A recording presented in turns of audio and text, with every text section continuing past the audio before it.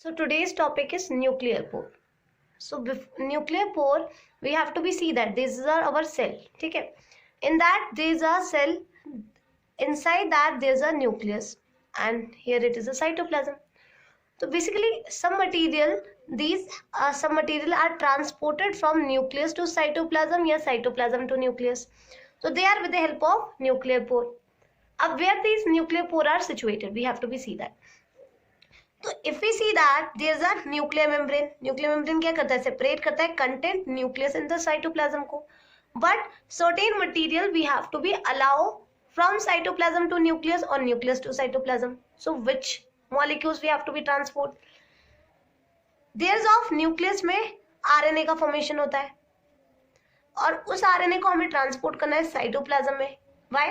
Because protein synthesis cytoplasm में होगा. अब कुछ मटेरियल को साइटोप्लाज्म से न्यूक्लियस में ट्रांसपोर्ट करना होता है. That may be of protein. Why? Basically transcription process, यानी from the DNA we are making RNA. तो उस प्रोसेस के लिए वी रिक्वायर सर्टेन प्रोटीन्स.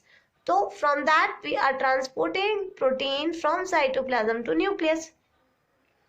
ठीक है. तो इन दैट जो न्यूक्लियर मेम्ब्रेन है, they are double layer membrane. If you have to be see that they are two layered membrane. In that जो two layer membrane है, they fuse at certain location, and where they are fused they are making a nuclear pore. अब ये nuclear pore allow करता है these are, अगर cytoplasm है और ये न्यूक्लियस है तो nucleus cytoplasm to nucleus, nucleus to cytoplasm, कोई भी मॉलिक्यूल ट्रांसपोर्ट होगा वो इस न्यूक्लियर पोर के थ्रू ट्रांसपोर्ट होगा. ठीक है. Now we have to be see that कि ये जो न्यूक्लियर पोर कॉम्प्लेक्स है या तो स्मॉल पोलर मॉलिक्यूल्स हो उसको भी ट्रांसपोर्ट करता है, आयंस हो उनको भी अलाउ करेगा, मैक्रोमोलिक्यूल्स हो उनको भी अलाउ करेगा.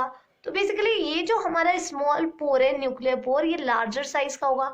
If you have to be see that they are in a larger size, और इसका डायमीटर क्या है, their diameter is 120 nanometer. 120 nanometer size है इस न्यूक्लियर पोर का. And if you see their molecular weight है 125 मिलियन डाल्टन हमारे nuclear pore का. ठीक है. तो they are 125 million dalton. These nuclear pore basically they are made up of proteins. ठीक है. 30 to 50 डिफरेंट प्रोटीन से फॉर्म होता है. They are basically made up of 30 to 50 different protein से दे आर फॉर्म. और ये जो 30 to 50 डिफरेंट प्रोटीन्स है they are present, but not we say that कि सिर्फ 30 to 50 प्रोटीन ही प्रेजेंट है, इनकी मल्टीपल कॉपीज आल्सो प्रेजेंट. तो they have 30 to 50 different proteins. अब बेसिकली ये न्यूक्लियर पोर अलाउ करेगा मॉलिक्यूल्स को ट्रैवल करने के लिए, बट रैंडमली ट्रांसपोर्ट नहीं होगा. बेसिकली साइज के बेसिस पे न्यूक्लियर पोर कॉम्प्लेक्स अलाउ करेगा कि ट्रांसपोर्ट करना कैसे. सो सी दैट जो हमारा न्यूक्लियर पोर है उसके थ्रू जो ट्रांसपोर्ट होगा मैक्रोमोलिक्यूल का,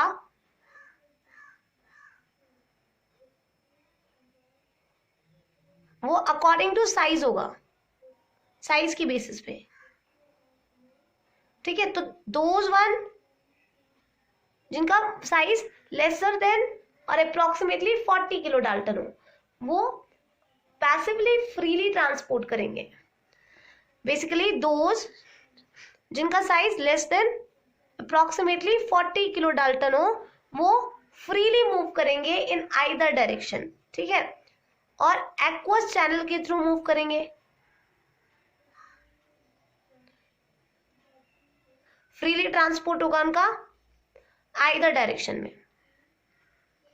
और ये जो ट्रांसपोर्ट होगा वो एक्वस चैनल के थ्रू होगा. ये जो लेस देन 40 किलो डाल्टन के मॉलिक्यूल्स होंगे वो एक्वस चैनल के थ्रू ट्रांसपोर्ट किए जाएंगे. एंड ये जो एक्वस चैनल है इसका साइज अप्रोक्सीमेटली 9 नैनोमीटर होगा. तो जो मॉलिक्यूल 9 नैनोमीटर से ग्रेटर है उनका क्या होगा, वो basically more than 40 kilo Dalton वाले मैक्रोमोलिक्यूल्स, यानी हमारे प्रोटीन और आरएनए, वो ट्रांसपोर्ट होंगे दूसरे पाथवे से. एक्वस चैनल के थ्रू वो पास नहीं हो सकते. तो उनका सिलेक्टिव ट्रांसपोर्ट होगा एक स्पेसिफिक डायरेक्शन में. ये आइदर डायरेक्शन में था यहाँ पे एक स्पेसिफिक डायरेक्शन में सिलेक्टिव ट्रांसपोर्ट होगा, sorry they are selective transport होगा हमारे स्पेसिफिक डायरेक्शन में। एंड बेसिकली ये एक्टिव प्रोसेस के थ्रू होगा, तो they requiring energy molecule required होंगे, और ये पैसिव प्रोसेस के थ्रू ट्रांसपोर्ट होगा। Now basically nuclear pore transport करेगा मॉलिक्यूल को। How they are transporting? Suppose these are our protein and we are transporting that protein from cytoplasm to nucleus. Cytoplasm से nucleus में we have to be transported. तो basically certain signals are working, that is a nuclear localization signal. तो हमारे protein के पास एक special amino acid sequence होगा, उस special amino acid sequence को बोलेंगे न्यूक्लियर लोकलाइजेशन सिग्नल। अब ये जो न्यूक्लियर लोकलाइजेशन सिग्नल है उसकी हेल्प से प्रोटीन को ट्रांसपोर्ट किया जाएगा न्यूक्लियस में। तो जब न्यूक्लियस में ट्रांसपोर्ट करना है तो न्यूक्लियस ट्रांसपोर्ट करने के लिए there is a nuclear transport receptors आएंगे। तो देयर इज ऑफ साइटोप्लाज्म से जब न्यूक्लियस में ट्रांसपोर्ट किया जाता है तो there is a role of nuclear transport receptor. Nuclear transport receptor जिसको भी बेसिकली न्यूक्लियस में भेजना है उसमें से चेक इट आउट करेगा उसके पास न्यूक्लियर लोकलाइजेशन सिग्नल प्रेजेंट है या नहीं है। अगर प्रेजेंट है तो देन न्यूक्लियर पोर के थ्रू वो साइटोप्लाज्म से न्यूक्लियस में ट्रांसपोर्ट कर देगा। तो देयर इज ऑफ बेसिकली ये process basically they are not on a regulation of nuclear transport receptor. इसको रेगुलेट करने के लिए देयर इज अ प्रोटीन, एक स्पेशल प्रोटीन है that is Ran protein. Ran protein क्या करता है? बेसिकली रेगुलेट करता है मैक्रोमोलिक्यूल्स के मूवमेंट को। साइटोप्लाज्म से न्यूक्लियस में मैक्रोमोलिक्यूल्स हमारा ट्रांसपोर्ट हो रहा है, तो बेसिकली रैन रेगुलेट करेगा, रैन डिटरमाइन करेगा कि this transport will taking place और नॉट।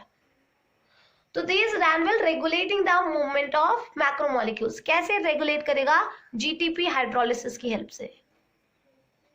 मींस जीटीपी को जीडीपी में कन्वर्ट करेगा, जीटीपी को जीडीपी में कन्वर्ट करेगा and they are Ran will regulating. जब जीटीपी जीडीपी में कन्वर्ट होगा तभी मैक्रोमोलिक्यूल्स का ट्रांसपोर्ट पॉसिबल होगा। तो there is of a Ran is a important factor जो रेगुलेट करता है। तो बेसिकली हमारे न्यूक्लियस और साइटोप्लाज्म के बीच में there is a nuclear membrane and nuclear membrane के फ्यूजन पे there is of nuclear pore. अब न्यूक्लियर पोर से अलाउ किया जाएगा मॉलिक्यूल्स को या नहीं, बेसिकली वो डिटरमाइन होगा हमारे न्यूक्लियर लोकलाइजेशन सिग्नल्स के थ्रू। अब nuclear localization signals is present, ठीक है, ओके। अब there is a movement, nucleus to cytoplasm movement होगा या साइटोप्लाज्म टू न्यूक्लियस मूवमेंट होगा, बेसिकली ये डिटरमाइन करेगा हमारा अनइक्वल डिस्ट्रीब्यूशन ऑफ रैन और जीटीपी। तो रैन और जीटीपी जो प्रेजेंट होंगे वो अनइक्वली प्रेजेंट होंगे। In both side they are present but they are present unequal distribution होगा। unequal distribution होगा across the nuclear side and the cytoplasmic side, ठीक है। तो basically through that there is of higher concentration जिस तरफ होगा उस तरफ मूवमेंट होगा मैक्रोमोलिक्यूल।